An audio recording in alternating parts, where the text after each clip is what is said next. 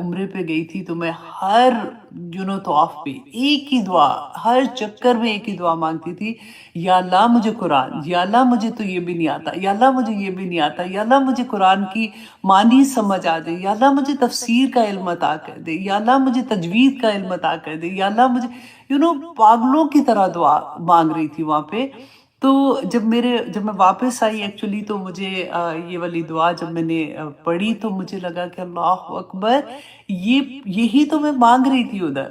اور حضرت عمر نے اتنی خوبصورتی سے یہ دعا کا میں آپ کے ساتھ شیئر کرتی ہوں، اور انشاءاللہ میں کوشش کروں گی کہ میں ایک چھوٹی ویڈیو بھی بنا دوں تاکہ آپ لوگ اس کو آسانی سے یاد کر لیں انشاءاللہ۔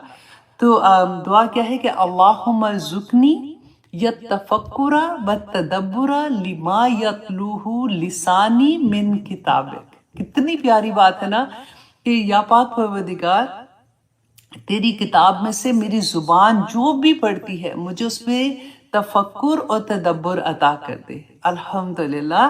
اور لما یتلوہ لسانی من کتابک والفہم لہ، اور یا پاک پروردگار مجھے اس کا فہم عطا کر، والمعرفت بمعانی، اور اس کے جو معنی ہے نا اس کی اللہ سبحانہ تعالیٰ مجھے معرفت عطا کر دے، والنظر فی عجائبی، اور یا اللہ اس کے جو عجائبات ہیں مجھے اس کی بھی پہچان کرا دے، والعمل بذالک ما بقیت، اور جب تک میں زندہ رہوں یا پاک پروردگار میں اس پہ عمل کرنے والی بن جاؤں، انکا علی کل شیء قدیر، کہ بے شک اے اللہ سبحانہ تعالیٰ تو ہر چیز پر قادر ہے، تو کر سکتا ہے۔ تو یا پاک پروردگار میں بہت کمزور ہوں، میرے پاس اتنی طاقت نہیں ہے، میں بھول جاتی ہوں، یا پاک پروردگار آپ مجھ پہ رحم کریں اور یہ ساری انعامات مجھ پہ نازل کر دیں، آمین ثم آمین۔ تو بہت پیاری دعا تھی، میں نے کہا آپ لوگوں کے ساتھ شیئر کرتی ہوں، اور آپ لوگ انشاءاللہ اس کو یاد کر لیں گے تو آپ لوگوں کو بہت مزہ آئے گا۔ مجھے پتہ ہے کہ میں ایوری ڈے، مجھے نہیں لگتا کوئی نماز ایسی ہے جس میں یہ دعا میری فیوریٹ دعاؤں میں سے ہے، کہ جب بھی میں پڑھتی ہوں نا تو عجیب سی محبت سی ہوتی ہے کہ میں اپنی قرآن کے لیے اللہ سبحانہ تعالیٰ سے التجا کر رہی ہوں، تو اللہ سبحانہ تعالیٰ تو قبول کرتے ہیں انشاءاللہ۔ اچھا جی، دوسرا یہ کہ لاسٹ ویک میں ہماری کلاس نہیں ہوئی تھی کیونکہ ہمارے ہیوسٹن میں ہریکین آ گیا تھا، تو اللہ اکبر، اور لائٹ نہیں تھی، انٹرنیٹ بھی نہیں تھا، تو ہم لوگوں کی تو 4 دن کے بعد لائٹ آئی تھی، لیکن ابھی بھی بہت سے لوگ ہیں جن کی لائٹ ابھی تک نہیں آئی ہے۔ آپ سوچیں 1 ہفتہ ہو گیا۔ ہم پاکستان کی اکثر بات کرتے ہیں نا کہ وہ لائٹ چلی جاتی ہے، ہائے بیچارے کیا کرتے ہوں گے۔ آپ سوچیں یہاں پہ ہمارا کیا حال تھا کہ نہ دن کو تھی نہ رات کو تھی، اور 4 دن تک یہاں کے گھر بھی لکڑی کے گھر، اتنی حبس، ایسے لگتا تھا کوئی کھڑکی بھی نہیں کھول سک رہے تھے، کیونکہ پھر ڈر ہوتا ہے کہ چھپکلی نہ آ جائے اور باہر سے کوئی چیزیں نہ آ جائیں، تو بہت ایسے تھا۔ لیکن آنیسٹلی اس سارے وقت میں مجھے جو اچھا لگا نا، کیونکہ لائٹ نہیں تھی، انٹرنیٹ نہیں تھا، تو فون بھی نہیں اٹھا کے کچھ پڑھ سک رہے تھے، سن سک رہے تھے، اور نہ ہی کوئی بک اٹھا کے ایسے ٹائم نہیں مل رہا تھا، ٹائم نہیں تھا، سوری، لائٹ نہیں تھی۔ تو ایک جیسے وقت ملتا ہے نا جب انسان اپنے آپ سے بات کرتا ہے، تو وہ چیز مجھے بہت اچھی لگی کہ اتنے دن میں اپنے آپ سے بات کی کہ میں کیا کر رہی ہوں، میرا مقصد کیا ہے، کہیں ایسا تو نہیں کہ میں اپنے وقت کو تو کہیں ضائع نہیں کرتی ہوں، میں اپنے آپ کو جیسے ہوتا ہے کہ اپنے آپ کو پھر سے ایک کلیئر کرنا، کہ میرے اندر اپنے آپ سے بات کرنا، اپنے اللہ سبحانہ تعالیٰ سے بات کرنا، اور اپنے مقصد کو مور کلیئر کر کے، مور طاقت کے ساتھ، مور انرجی کے ساتھ اس راستے پہ بھاگنے کا وقت ملا، اور پھر اللہ سبحانہ تعالیٰ کا شکر ادا کرنے کا موقع ملا کہ یا اللہ تیری اتنی نعمتیں، اور ایک نعمت چھن جانے سے زندگی ادھر کی ادھر ہو کے رہ گئی، سارے اپنے بزنسز بند ہو گئے، سب کچھ لائٹ نہیں ہے، ایک عجیب سا طوفان تھا ہر طرف۔ لیکن میں یہ سوچتی ہوں کہ دیکھیں ہمیں امید تھی کہ جو نعمت اللہ سبحانہ تعالیٰ نے لے لی ہے وہ واپس آ ہی جائے گی، آج نہیں آئے گی، کل آ جائے گی، پرسوں آ جائے گی، تو تھوڑی ہوپ ہوتی ہے، اچھا چلو اور کچھ نہیں ہے۔ بچے نے بھاگم دوڑ میں آ کے 2 لائٹیں جلا دی، فریج کو چلا دیا، تھوڑی بہت چیزیں ہو رہی تھی، جن کے نہیں بھی ہو رہی تھی پھر بھی امید تھی نا۔ لیکن جب امید ہی نہ ہو، کبھی اللہ سبحانہ تعالیٰ ایسی نعمت واپس لے لینا، اسپیشلی ماں باپ، اب دیکھیں وہ تو واپس نہیں آتے اگر چلے جاتے ہیں، تو دعا کی یہ اتنی زیادہ، آف کورس میرے ماں باپ نہیں ہیں، لیکن میں نے ان سب کے لیے کہ یا پاک پروردگار جن کے پاس یہ نعمت ہے، ان کو دنیا میں اللہ سبحانہ تعالیٰ اس بات کا احساس ہو جائے کہ وہ کتنی بڑی نعمت ان کے پاس ہے. کیونکہ یہ تو نعمتیں چھوٹی چھوٹی اللہ سبحانہ تعالیٰ لیتے ہیں، یاد کرواتے ہیں اور پھر واپس دے دیتے ہیں، الحمدللہ ثم الحمدللہ. لیکن وہ نعمتیں جو چلی جاتی ہیں اور واپس نہیں آتی نا، بڑی تکلیف دہ ہوتی ہیں. وہ بعد میں احساس ہوتا ہے کہ میں اس وقت ایسے نہ بولتی، اس وقت میں ایسے نہ کرتی، میں کاش یہ چیزیں کرتی جو وہ خوش ہو جاتے، کاش وہ اس وقت وہ ان کے اندر سے وہ دعائیں نکلتی جو میں کہتی نا کہ ماں میرے لیے یہ دعا کر، وہ خود ہی سے میرے لیے میری کسی ایسے عمل کی وجہ سے دعا کرتے جو مجھے لگ جاتی. تو وہ تو نہیں ہے، لیکن اب ہم ہیں نا، اور ہمارے بھی تو بچے ہیں. اب یہ سوچیں کہ دعا کتنی امپورٹنٹ ہے. اب ہمارے بچوں کے پاس، آپ دیکھیں آج کل کی دنیا میں ان کے پاس وقت بھی نہیں ہے اتنا، اور کئی دفعہ تو میں یہ سوچتی ہوں ماؤں کے پاس بھی وقت کوئی نہیں رہا، تو وہ بھی کام میں اور زندگی میں اتنی مصروف ہے. لیکن ضرور وقت نکالیں اپنے بچوں کے لیے، دعاؤں کا ذخیرہ چھوڑ کے جائیں کہ ہمارے جانے کے بعد اللہ نہ کرے جب ان کی زندگی میں مشکل آئے گی، کیونکہ آتی تو ہے ہی ہے زندگی ہے، تو مشکلیں آنی ہے، تو پھر ہماری دعائیں اس وقت ان کے آگے آ جائیں. آمین ثم آمین. اچھا جی، اس کے علاوہ آپ لوگوں کو سب کو نئے سال کی بھی بہت بہت مبارک ہو. اللہ سبحانہ تعالیٰ یہ سال ہم سب کے لیے رحمت و برکتوں والا رکھے. آمین ثم آمین. جہاں پہ محرم کی بات ہوتی ہے، آف کورس جو امام حسین کی شہادت کا وقت ہمیں یاد آتا ہے، اور اس سے ہمیں کیا سبق ملتا ہے. دیکھیں ہم ہر سال یاد کرتے ہیں، اور بڑی تکلیف بھی ہوتی ہے. وہ سارا واقعہ ہمارے ان دنوں میں ہم بار بار پڑھتے ہیں، دیکھتے بھی ہیں، سنتے بھی ہیں، لیکن اس سے ہمیں سبق کیا ملتا ہے کہ ہم باطل کے آگے نہ جھکے. یہ حق و باطل کی لڑائی تھی، ہمیں یہ پتہ ہونا چاہیے. دیکھیں کوئی بھی واقعہ جو قرآن میں بھی ہم پڑھتے ہیں، اللہ سبحانہ تعالیٰ نے کیا فرمایا کہ ہم واقعات کیوں بیان کرتے ہیں؟ تاکہ تم اس کو سمجھو، تاکہ تم عمل کرنے والے بن جاؤ. ابھی تو ہمارے پاس زندگی ہے نا، تو حق و باطل ہماری زندگی میں جب ہم صبح سو کے اٹھتے ہیں اور رات تک ہر لمحے ہمیں کوئی نہ کوئی فیصلہ لینا پڑتا ہے. کبھی بچوں کی بات ہوتی ہے، کبھی فرینڈز کے ساتھ ہوتی ہے، کبھی سسرال میں ہو رہی ہے، کبھی میکے میں ہو رہی ہے. یہ وہ جنگوں کی بات تو اپنی جگہ ہے، لیکن اس سے ہماری زندگی میں جو ایوری ڈے ہم زندگی گزارتے ہیں، اس میں ہم نے کیا دیکھنا ہے کہ حق و باطل کی لڑائی تو ہو رہی ہے نا، اور مسلسل ہو رہی ہے. ہم نے کس کا ساتھ دینا ہے، ہم نے اس وقت فیصلے کس طرح کے کرنے ہیں. یہ بات ہمیں اگر سمجھ آ جائے تو ایک طرف تو دیکھیں اللہ سبحانہ تعالیٰ کے احکامات ہیں، اور دوسری طرف کس کے ہیں؟ طاغوت کے ہیں. طاغوت سے مجھے ہنسی آ رہی ہے، کیونکہ آج کل اتنا وہ سننے کو آیا تھا. وہ ساحل ادیم نے، میرا خیال ہے ان کی ایک پروگرام میں کوئی ایسی بات ہوئی تھی جس کو میں پھر بعد میں بلکہ دیکھا بھی تھا. ایکچولی وہ جو چیز کہہ رہے تھے نا، وہ ٹھیک ہی کہہ رہے تھے. کیونکہ قرآن میں ہم بہت دفعہ پڑھتے ہیں نا کہ پڑھے لکھے جاہل کی جیسے ہم بات کرتے ہیں کہ دنیاوی علم آتا ہے، جس کو اللہ سبحانہ تعالیٰ قرآن کا علم نہیں ہے یا اللہ کی پہچان نہیں ہے، وہ ایکچولی جاہل ہیں. تو اتنا وہ پڑھنے سے زبان پہ یہ چیز آ جاتی ہے. اچھا، وہ بیچارے کیا کہہ رہے تھے کہ پاکستان میں عورتیں 95% یا کچھ انہوں نے بولا کہ جاہل ہیں. ایکچولی وہ جو جاہل کہہ رہے تھے نا، کیونکہ وہ کہہ رہے تھے کہ ان کو پتہ ہی نہیں ہے کہ اللہ سبحانہ تعالیٰ نے ان کو کیا مقام دیا ہے، ان کو مطلب ان کو اپنے حقوق کا ہی نہیں پتا، اسی لیے وہ پٹ رہی ہیں. یا پھر وہ دوسری طرف نکل جاتے ہیں کہ ان کو عورت کے اللہ سبحانہ تعالیٰ نے اس کو کتنی عزت دی، کتنا مقام دیا. وہ اس سینس میں کہہ رہے تھے کہ عورتوں کو نہیں پتا، وہ اتنی جاہل ہیں. تو وہ جاہل جو ہے نا، وہ کئی اور اینگل سے آ گیا، اور وہ تکلیف دینے والی جیسے ہوتا ہے نا کہ اگر ہم ویسے سنتے ہیں تو لگتا ہے کیا مطلب ہے، ہمیں کیوں جاہل کہہ رہے ہیں.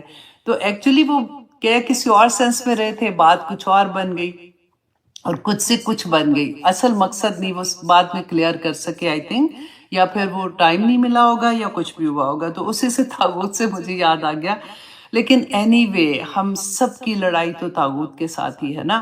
تو اگر کربلا کا واقعہ بھی دیکھیں تو یہی بات تھی کہ امام حسین نے اپنا آپ نہیں جھکایا، اور وہ ہم نے وہ حدیث پڑھی ہے نا، رسول اللہ صلی اللہ علیہ وسلم نے فرمایا کہ تم مومن ہی نہیں ہو سکتے ہو جب تک کہ تم اللہ سبحانہ تعالیٰ کے سامنے اور رسول اللہ کی سے اتنی محبت نہ کرو، اس سے زیادہ محبت نہ کرو جتنی تم اپنے سے اور اپنی اولاد سے، اپنے ماں باپ سے، ہر چیز سے زیادہ محبت نہ کرو۔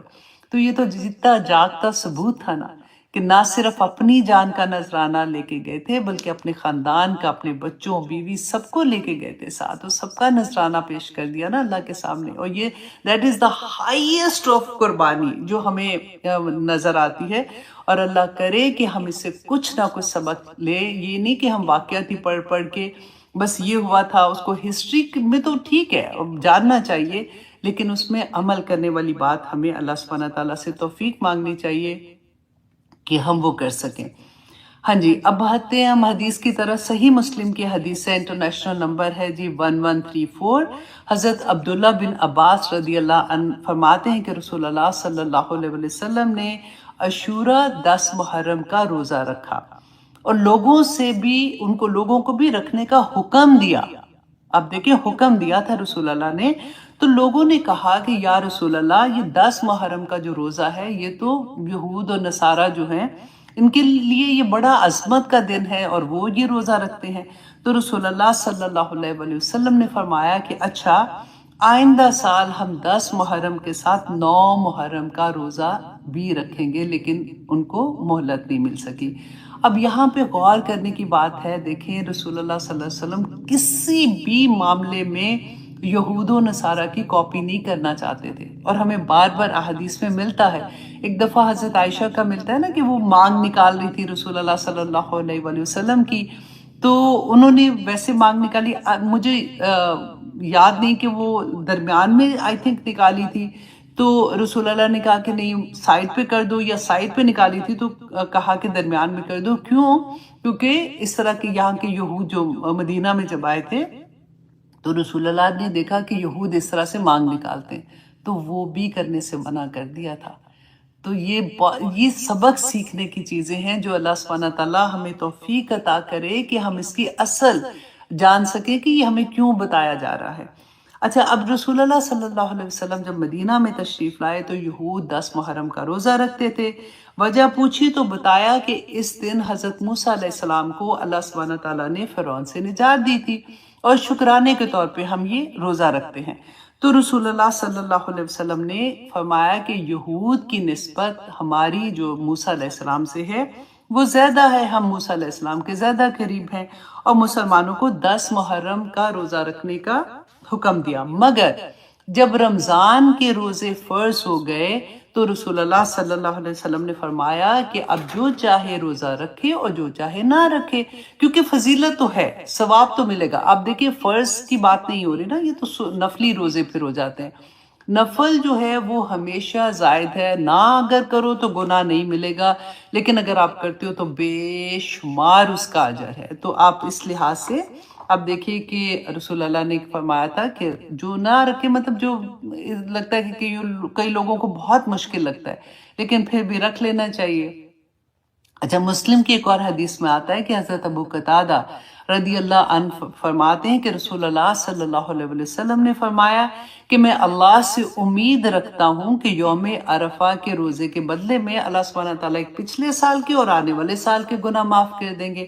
اور یوم عاشورہ 10 محرم کے روزے کے بارے میں رسول اللہ صلی اللہ علیہ وسلم نے فرمایا کہ میں امید کرتا ہوں کہ 10 محرم کے روزے کے بدلے میں اللہ سبحانہ تعالیٰ گزشتہ سال کے گناہ معاف کر دیں گے۔ تو دیکھیے یہ کتنی بڑی فضیلت ہے۔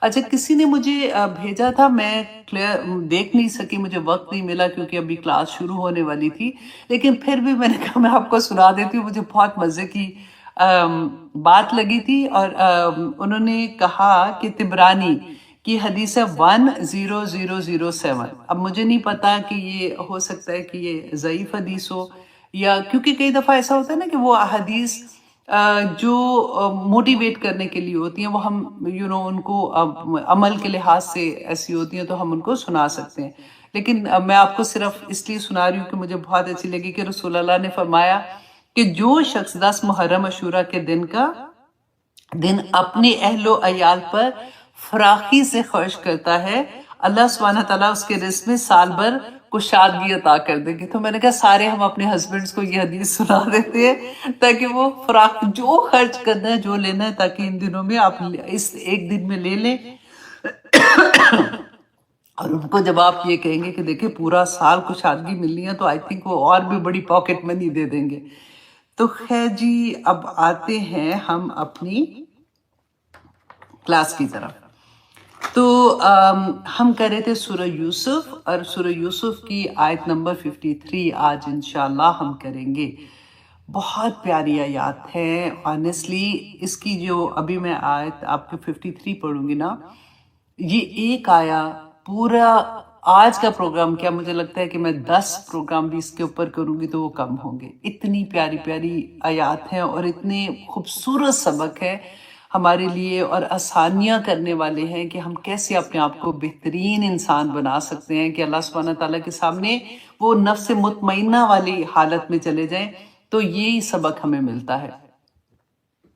اللہ سبحانہ تعالیٰ فرماتے ہیں کہ حضرت یوسف علیہ السلام نے فرمایا وَمَا أَعُوذُ بِاللَّهِ مِنَ الشَّيْطَانِ الرَّجِيمِ بسم اللہ الرحمن الرحیم وَمَا أُبَرِّئُ نَفْسِي إِنَّ النَّفْسَ لَأَمَّارَةٌ بِالسُّوءِ، کہ میں بری نہیں کرتا اپنے نفس کو، بے شک نفس جو ہے وہ حکم دیتا ہے بالسوء، برائی کا، الا ما رحم ربی، مگر سوائے اس کے کہ جس پر میرا رب جو ہے وہ رحم کر دے، ان ربی غفور الرحیم، کہ بے شک میرا رب جو ہے وہ بڑا بخشنے والا اور رحم کرنے والا ہے۔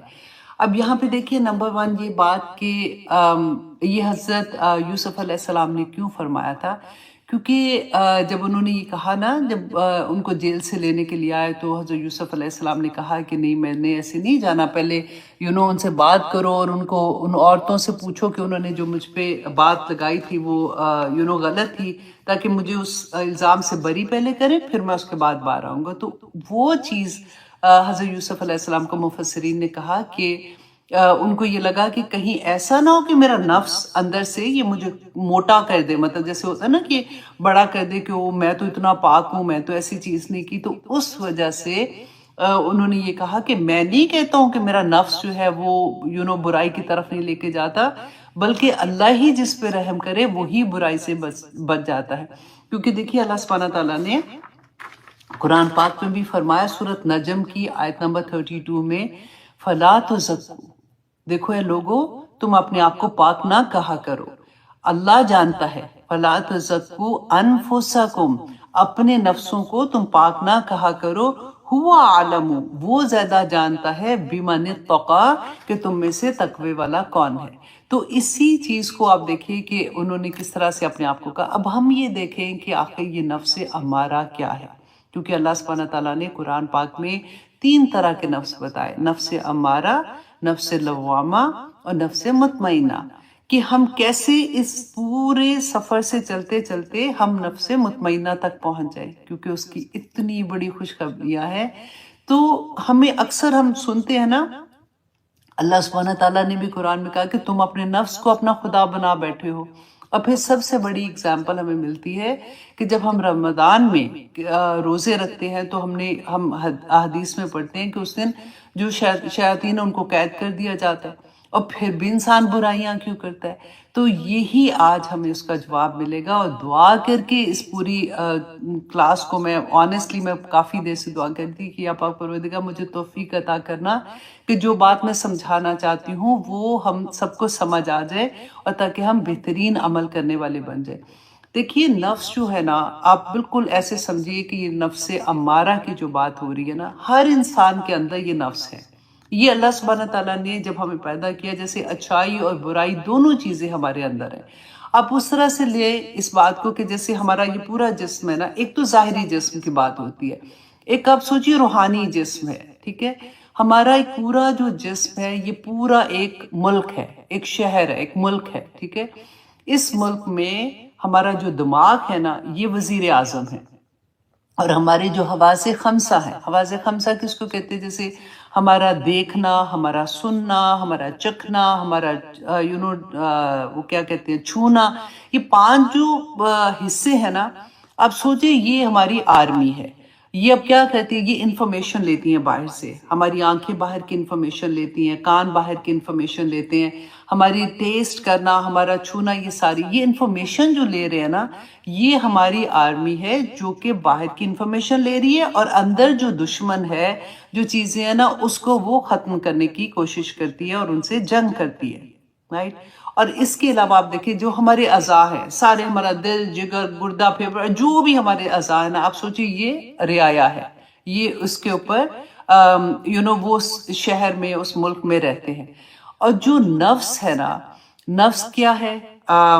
شہوت، غصہ، تکبر، کسی کو نیچا دکھانا، کسی پہ ظلم کرنا، برائیاں کرنا، یہ ساری جو نیگیٹو انرجیز ہیں نا، آپ ان کو سوچیں، یہ ہمارا نفس ہے جس کو اللہ سبحانہ تعالیٰ نے نفس لوامہ کہا ہے. اب یہ کیا کرتا ہے؟ کیونکہ یہ بھی اندر ہے، اچھائیاں بھی اندر ہے، رائٹ.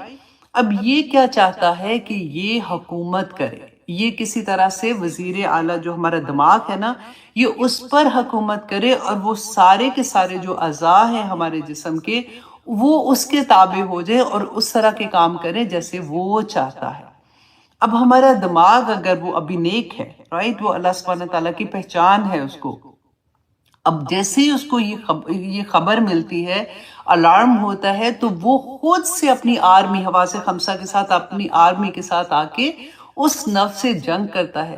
اور اگر وہ جیت جاتا ہے تو اللہ سبحانہ تعالیٰ کے پاس وہ نفس مطمئنہ بن جاتا ہے.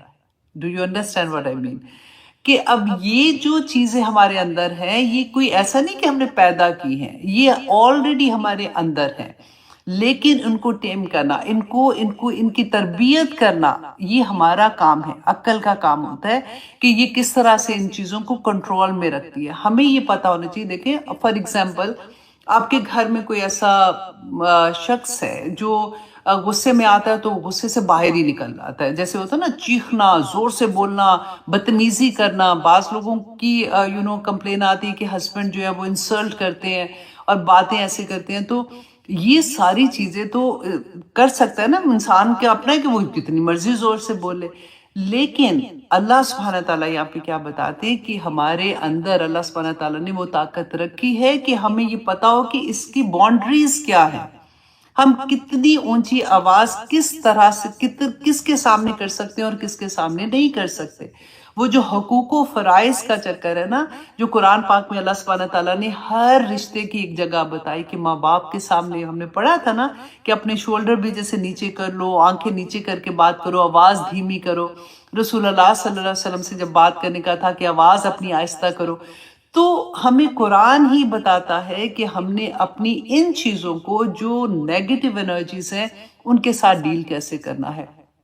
اب قرآن میں ہمارے نفس کے بارے میں اللہ سبحانہ تعالیٰ نے فرمایا بھی کہ سورۃ آل اعراف میں اللہ سبحانہ تعالیٰ فرماتے ہیں آیت نمبر 176 میں، اور وہ مطلب انسان جو ہے اپنی نفسانی خواہشات کی پیروی کرنے لگا. نفسانی خواہشات کون سی؟ یہ ساری میں نے جو آپ کو بتائی ہے نا، اور باقی آپ ساری نیگیٹو چیزیں لے لے، جھوٹ بولنا، چگلی لگانا، بدتمیزی کرنا، غلط کام سارے کرنا، وہ ساری کی ساری پیروی کرنے لگا.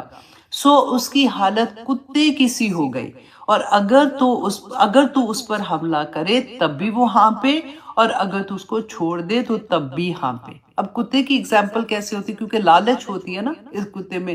تو اللہ سبحانہ تعالیٰ ایک استعارہ کے طور پہ، ایک مثال کے طور پہ بتا رہے ہیں کہ اتنا لالچی انسان ہو جاتا ہے جس کی خریدی، کیونکہ اس کو کیونکہ قرآن کیا کر رہا ہے؟ قرآن ہمارے اندر یہی چیزیں تو پیدا کر رہا ہے تاکہ ہم آہستہ آہستہ ان برائیوں کو اپنے اندر سے نکالیں.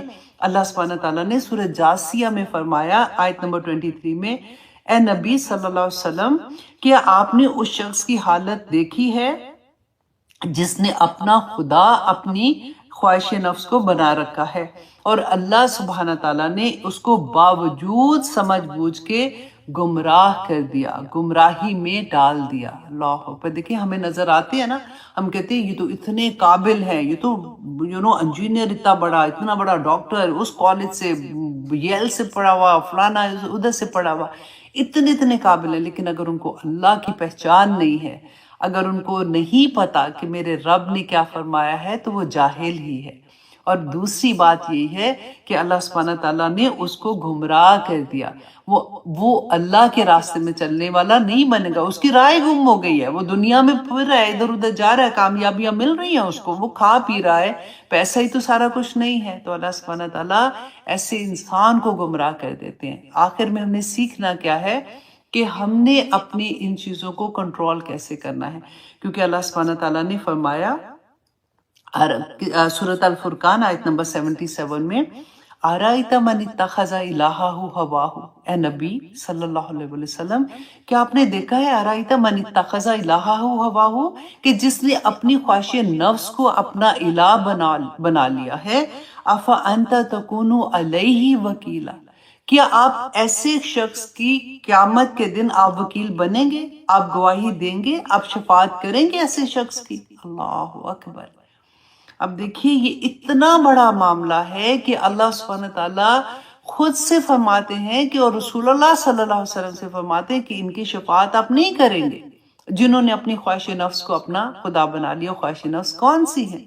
آپ کو اب میں ساری، اسی لیے میں نے کہا تھا کہ یہ ٹاپک اتنا ڈیٹیلڈ ہے کہ اللہ سبحانہ تعالیٰ ہمیں توفیق دے کہ ہم عمل کرنے والے بن جائیں، کہ اس میں اگر ہم اپنی ان خواہشات کو ان کی جگہ پر رکھیں، کیونکہ دیکھیں قرآن پاک میں اللہ سبحانہ تعالیٰ نے سورۃ آل عمران میں، آئی تھنک آل عمران میں ہے، ہاں سورۃ آل عمران میں آیت نمبر 14 اور 15 لکھ لیجئے گا، 9 ایسی محبتیں، 9 ایسی خواہشات ہیں جن کو حلال خواہشات کے بارے میں بتایا کہ اللہ سبحانہ تعالیٰ نے ہمارے دل میں عورتوں کی محبت، بیٹوں کی محبت، سونا اور چاندی کی محبت، گھوڑے جیسے اپنی گاڑیاں بڑی بڑی رکھنا اور یہ وہ اس کی، اور مویشی، اور مویشی جو ہوتا ہے وہ مال ہوتا ہے، مال کی، اور کھیتی مطلب اس کی جو بزنس ہے اس کی محبت جو ہے، یہ اللہ سبحانہ تعالیٰ نے ہمارے اندر ڈالی ہے۔ اور ساتھ ہی اللہ سبحانہ تعالیٰ نے فرما دیا کہ یہ سب کچھ جو بھی ہے نا، یہ دنیا کا فائدہ ہے، دنیا کی زندگی کا فائدہ ہے، آخرت کا فائدہ اس سے بہت بڑا ہے، کاش کہ ہم سمجھ جائیں۔ تو اب یہاں پہ ہم دیکھیں کہ اگر جب انسان اپنی خواہشات کو کنٹرول کرتا ہے تو پھر کیا ہوتا ہے؟ پھر کیا ہوتا ہے؟ اللہ سبحانہ تعالیٰ نے سورۃ عبس میں فرمایا، وَأَمَّا مَنْ خَافَ مَقَامَ رَبِّهِ وَنَهَى النَّفْسَ عَنِ الْهَوَىٰ فَإِنَّ الْجَنَّةَ هِيَ الْمَأْوَىٰ، کہ وہ جو شخص اپنے رب کے سامنے کھڑا ہونے سے ڈر گیا۔ کیسے ڈر گیا؟ کہ جس انسان کو ہر وقت یہ خیال رہے گا کہ میں جو بھی عمل کر رہا ہوں میرے اللہ کے سامنے مجھے کھڑا ہونا ہے، اللہ سبحانہ تعالیٰ کو مجھے جواب دینا ہے، میری ہر سانس کا جواب ہوگا، میں جہاں پہ دیکھ رہا ہوں، میں کہاں پہ چل رہا ہوں، میں کہاں سے کھا رہا ہوں، میں حلال کھا رہا ہوں کہ میں حرام کھا رہا ہوں، میں کیا سن رہا ہوں، ہر ایک چیز کا اللہ سبحانہ تعالیٰ کے سامنے مجھے جواب دینا ہے۔ وہ انسان جو اللہ کے سامنے کھڑا ہونے سے ڈر گیا اور نفس کو حرام خواہشات سے روکا، اللہ سبحانہ تعالیٰ فرماتے ہیں اس کا ٹھکانہ جنت ہوگا۔ جنت ایسی نہیں مل جانی ہے۔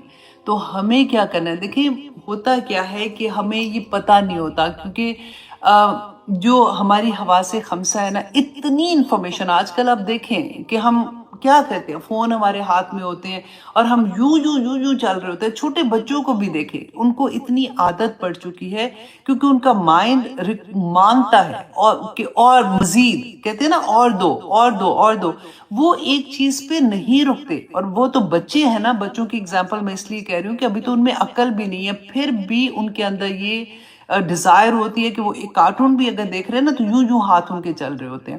اور یہاں پہ ہمارا دماغ جو ہوتا ہے نا، وہ اتنی عادی ہو جاتا ہے کہ وہ ایک چیز دیکھتا ہے، وہ کہتا ہے نہیں اب اور کچھ دکھاؤ، اور کچھ دکھاؤ۔ اتنی انفارمیشن یہاں سے، آنکھوں سے، ہر جگہ سے ہمارے پاس آ جاتی ہے کہ ہمارا دماغ جو ہوتا ہے نا وہ تھک جاتا ہے۔ اب دیکھیں انفارمیشن کیا آتی ہے آج کل، آپ کوئی بھی میڈیم، یوٹیوب ہے، فیس بک، کچھ بھی آپ کھولتے ہیں تو نیوز کیسی ہیں۔ جب ہم ایسی نیوز دیکھتے ہیں جو ہمارے مائنڈ میں جو تھاٹس کہاں سے کریٹ ہو رہے ہیں، یہ جو حواس خمسہ ہے یہی تو تھاٹ کریٹ کرا رہے ہیں نا سارے کے سارے۔ اور جب ایسے تھاٹ ہمارے اندر جائیں گے، ہمارے دماغ کا کام کیا ہے کہ وہ ہارمونز ریلیز کرتا ہے ہماری باڈی میں۔ جیسے ہمارے تھاٹس ہوں گے نا، اگر ہمارے ہیپی تھاٹس ہوں گے تو ہیپی ہارمونز ریلیز کرتا ہے، اب اتنے سیڈ چیزیں ہمارے اندر جائیں گی اور ٹو مچ انفارمیشن چلی جاتی ہے. ایک تو دماغ کنفیوز ہے، اوپر سے وہ جو ہارمونز ریلیز کر رہا ہے باڈی میں وہ بھی سیڈ ہے سارے کے سارے. پھر کیوں ہم تھکے ہوئے ہیں، پھر کیوں ہماری دردیں زیادہ ہیں، پھر کیوں ہم انگزائٹی میں جا رہے ہیں، کیوں ہمیں ڈپریشن ہو رہے ہیں. آپ سوچیں تو صحیح کہ یہاں پہ اگر ہم اپنا کر لیں نا، ایک پہرا بٹھا دیں اور ہم آنکھوں پہ بٹھا دیں، یہ کانسیپٹ اگر آپ کو سمجھ آ جائے نا کہ جو انفارمیشن میری ذات میں ضروری ہی نہیں ہے میں نے کیوں دیکھنی ہے. میں کیا کر سکتی ہوں اگر کسی کو کہیں پہ ایسے زیادتی ہو رہی ہے تو الٹا لٹکا دیا، تو سیدھا لٹکا دیا، تو خون نکال دیا، تو یہ کر دیا. میں کچھ بھی نہیں کر سکتی ہوں، اس کو میں کیوں دیکھ رہی ہوں. اب ایک نیوز آپ دیکھیں گے نا، پھر آپ کو یہ ہوگا اچھا میں اگلا بھی دیکھوں، اچھا میں پیچھے جا کے دیکھوں کہ اس کے ساتھ اچھا کیا ہوا تھا. اب سوچئے کتنا وقت کی ضیاع ہے اور کتنی فضول کی چیزیں ہم اپنے اندر ڈال رہے ہوتے ہیں. یہ ساری انفارمیشن اگر آپ آج اپنے آپ سے یہ عہد کر لیں کہ میں نے کوئی ایکسٹرا جو نیوز ہے نا وہ اپنے اندر نہیں لے کے جانی اپنے، کیونکہ ہمارے ذہن نا ایک پیالے کی طرح، اس میں فار ایگزامپل آپ سوچیں کہ 100 سے زیادہ نیوز نہیں آنی. اب 100 نیوز آپ جو ڈال رہے ہیں وہ دھڑ دھڑ دھڑ دھڑ ڈالی جا رہے ہیں، تو اس نے تو کنفیوز ہو کے بیچارہ پاگل ہی ہوگا نا.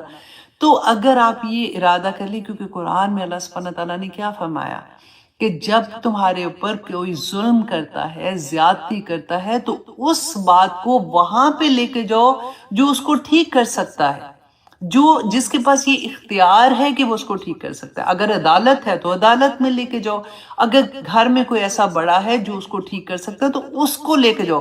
ہر ایک کو نہ بتاؤ کہ ہر کسی کو کیا فرق پڑتا ہے کہ کیا ہو رہا ہے کیا نہیں، سوائے اس کے کہ اس کو ایک نیوز ملے گی وہ اگلی دیکھ لے گا. تو وہ ہمیں نہیں بننا، ہمیں نہیں وہ چیز بننا، رائٹ.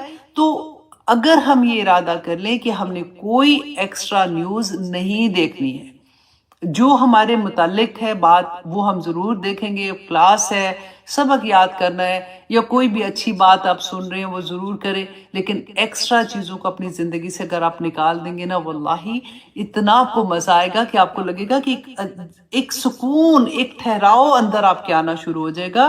اور یہی اللہ سبحانہ تعالیٰ ہمیں بار بار قرآن میں جو سکھاتے ہیں کہ ایسے وہ ہوتا ہے نا کہ خام خواہ کسی کے گھر میں نہ جھانکو. اب پرابلم یہ ہے کہ فار ایگزامپل میں اپنے گھر کی ہر وقت ویڈیو لگا رہی ہوں اپنے خامند کے ساتھ، اپنے بچوں کے ساتھ، اب کھا رہے ہیں، اب بیٹھ رہے ہیں، اب ریسٹورنٹ میں جا رہے ہیں، اب بیڈ روم میں ہمارے یہ ہو رہا ہے، فلاں جگہ پہ یہ ہو رہا ہے. اب ہم نے تو خود ہی سے جھنکوانا شروع کر دیا کہ آؤ جھانکو جھانکو میرے گھر میں.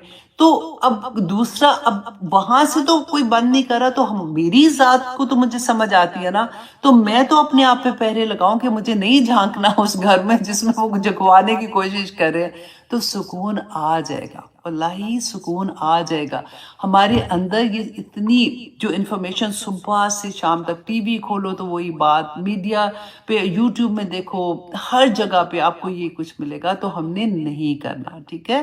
تو ہم نے اپنے آپ کو برائی سے کیسے روکنا ہے، یہی چیز آج کے سبق میں ہم نے سیکھنی ہے کہ یہ ہمیں روکیں گے، کوئی آ کے ہمیں نہیں روکانے والا. اللہ سبحانہ تعالیٰ نے قرآن پاک میں ہمیں یہی سکھایا ہے کہ نفس لوامہ، نفس امارہ جو ہے نا، یہ ہمیں ایسی چیزوں کی خواہش پیدا کرتا ہے. شیطان کم بخت کا بیسٹ فرینڈ ہے یہ دونوں مل کے کام کرتے ہیں. ہمیں کسی طرف سے کوئی خوبصورت شکلیں کر کے دکھائیں گے. اللہ سبحانہ تعالیٰ نے قرآن پاک میں جیسے فرمایا تھا نا کہ سورت 3 میں ہے کہ لَقَدْ خَلَقْنَا الْإِنسَانَ فِي أَحْسَنِ تَقْوِيمٍ. اللہ سبحانہ تعالیٰ نے تو بہترین ہمیں پیدا کیا، بہترین تخلیق ہے ہم لوگوں کی. ہم نے کیا کیا؟ پھر اللہ سبحانہ تعالیٰ فرماتے ہیں ثُمَّ رَدَدْنَاهُ أَسْفَلَ سَافِلِينَ، کہ انسان تو اسفل سافلین ہو گیا، تو اتنا گر گیا کہ گرنے کی بھی انتہائی ختم کر دی. اب دیکھیں کہ کیا کرتے ہیں ہم لوگ. مطلب یہ میں آیت پہ نا تدبر کر رہی تھی تو مجھے لگ رہا تھا اللہ اکبر. دیکھیں کہ جانور جو ہوتے ہیں نا، دیکھیں چیر پھاڑ کرنے والے درندے جو ہوتے ہیں، وہ جب ان کو بھوک لگتی ہے نا وہ تبھی چیر پھاڑ کرتے ہیں، اور جتنا انہوں نے کھانا ہوتا ہے کھاتے ہیں چلے جاتے ہیں. یا پھر جن کی بھی جو خصلت ہے وہ کسی سے دشمنی کی وجہ سے نہیں کرتے. انسان جو ہے نا یہ واحد جانور ہے جو اپنی ہی، دیکھیں کتا کتے کو کبھی نہیں کھائے گا. اب اگر شیر ہے تو وہ دوسرے شیر کو کبھی چیر پھاڑ نہیں کرے گا، رائٹ. انسان انسان کو مار دیتا ہے. انسان جو ہوتا ہے نا وہ اپنی جیلسی کی وجہ سے، اپنے بدلہ لینے کی وجہ سے دوسرے کے گھر میں جا کے، آپ سوچیں کہ جب قتل کرتے، جب ایسی ہم چیزیں پڑھ رہے ہوتے ہیں نا کہ ماں باپ کے سامنے بچوں کے ساتھ یہ زیادتی کی، کیوں کی؟ اس لیے کہ وہ ماں باپ کو تکلیف دینا چاہتے تھے. وہ انسان کو تکلیف دینے کی اس حد تک گر جاتے ہیں کہ ان کے اندر سے ہر انسانیت ختم ہو جاتی ہے. ثم رددناہ اسفل سافلین ہو جاتا ہے. کیوں؟ کیونکہ ہم نے وہ نفس جو امارہ تھا نا، اس میں ہم نے پیرا ہی نہیں بٹھایا. وہ بنتے بنتے بنتے بنتے اتنا بڑا تکبر کہ مجھے کا میں اس کو مزہ چکھاؤں گی، اب دیکھنا میں کیا کرتی ہوں، یہ والا حال ہو جاتا ہے. اور پھر اللہ سبحانہ تعالیٰ فرماتے ہیں اس کے بعد جو نفس لوامہ کے بعد، نفس امارہ کے بعد جو دوسرا نفس ہے نا، اس کو کہتے ہیں نفس لوامہ. اللہ سبحانہ تعالیٰ نے سورۃ قیامہ میں کہا وَلَا أُقْسِمُ بِالنَّفْسِ اللَّوَّامَةِ، اور میں قسم کھاتا ہوں ایسے نفس کی جو اپنے اوپر ملامت کرتا ہے. اور الحمدللہ مجھے لگتا ہے کہ جب ہماری زندگی میں قرآن کھلتا ہے نا، سب سے پہلے ہمارا نفس لوامہ جاگ اٹھتا ہے. وہ پھر ہمارا ہمیں بار بار ایسے ہوتا نا کہ ملامت کرنا، پھر غلطی کر رہی ہو، پڑھا تھا، ڈیسائیڈ کیا تھا اب نہیں کروں گی، پھر سے ایسے کر لیا، پھر اپنے آپ کو روکتے ہیں، پھر اس میں کیونکہ ابھی نئے نئے اس راستے پہ چل رہے ہوتے ہیں. اور کئی دفعہ یہ ملامت والا نفس جو ہے نا، یہ کئی دفعہ اتنا حاوی ہو جاتا ہے ہمارے دل کے اوپر، ہمارے دماغ کے اوپر، کہ جب ہم پڑھتے ہیں نا کہ کسی نے خودکشی کر لی اور یہ اللہ معاف کرے، تو وہ یہی ہوتا ہے کہ اس سے یہ ملامت نہ وہ برداشت نہیں کر سکتا، کیونکہ ابھی ٹھہراؤ نہیں نہ آتا بندوں میں جب، تو پھر ایسی چیزیں ہونی شروع ہو جاتی ہیں. لیکن اگر ملامت سے ہم یہ سمجھیں کہ یہ بھی اللہ کی بہت بڑی دین ہوتی ہے، بہت بڑا اللہ کا کرم ہوتا ہے، اور اس کا شکر ادا کرنا چاہیے کہ اللہ سبحانہ تعالیٰ مجھے ملامت کرنے والا نفس عطا کیا ہے تو نے، اور وہی نفس پھر آگے جا کے نفس مطمئنہ بنتا ہے. کیونکہ ہم بار بار جو جہاد کرتے ہیں نا، جنگ کرتے ہیں اپنے آپ سے، یہی جہاد ہے کہ ہم مسلسل اپنے اندر جو بھی برائیاں ہیں ان کو روکنا، ان کی جگہ پہ رکھنا کہ نہیں مجھے یہ نہیں کرنا، میرے اللہ نے یہ نہیں کہا، مجھے یہ نہیں کرنا، مجھے کل کو اللہ کے سامنے کھڑی ہوں گی. آج کسی کو نہیں پتا کہ میں اس میں اپنے فون میں کیا دیکھ رہی ہوں، آج کسی کو نہیں پتا کہ میں بیٹھ کے کسی کو کیا میسج کر رہی ہوں، آج کسی کو نہیں پتا کہ میں علیحدہ سے کیا کیا حرکتیں کر رہی ہوں، لیکن میرا اللہ مجھے دیکھ رہا ہے. کل کو جب میں اللہ سبحانہ تعالیٰ کے سامنے حاضر ہوں گی اور اس کے سامنے جواب دہ ہونا پڑے گا، تو میں کیا شکل لے کے اس کے سامنے کھڑی ہوں گی اور میں ان چیزوں کا کیا آنسر کروں گی. کیونکہ اللہ سبحانہ تعالیٰ نے تو پوچھ لینا ہے کہ اللہ سبحانہ تعالیٰ نامہ اعمال دائیں ہاتھ میں آ رہا ہے کہ بائیں ہاتھ میں آ رہا ہے.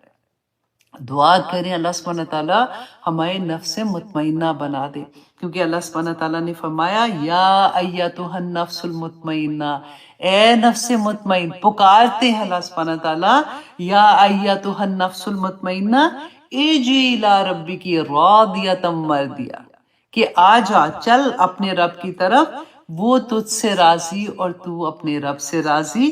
اور فادخلی فی عبادی، کہ تو داخل ہو جا میرے بندوں میں، وادخلی جنتی، اور تو داخل ہو جا میری جنت میں. آمین ثم آمین. یہ پکار دعا کریں کہ یا پاک پروردگار قیامت کے دن یہ پکار میری کانوں میں آئے، یا اللہ یہ پکار مجھے کسی طرح سے سننے کو مل جائے تاکہ میں جنتوں والوں میں ہو جاؤں. آمین ثم آمین. اسی لیے تو کہتی ہوں کہ ہمیں دعا کرنی چاہیے کہ یا پاک پروردگار ہمیں ان لوگوں میں شامل کر دے جس سے تو راضی ہو جائے. آمین. اور دیکھیے سب سے بڑی بات ہے اللہ سبحانہ تعالیٰ کی نعمت سب سے بڑی جو ہمارے پاس ہے اس وقت ہماری زندگی ہے، ہمارے پاس وقت ہے، ہم اللہ سبحانہ تعالیٰ کو راضی کر سکتے ہیں.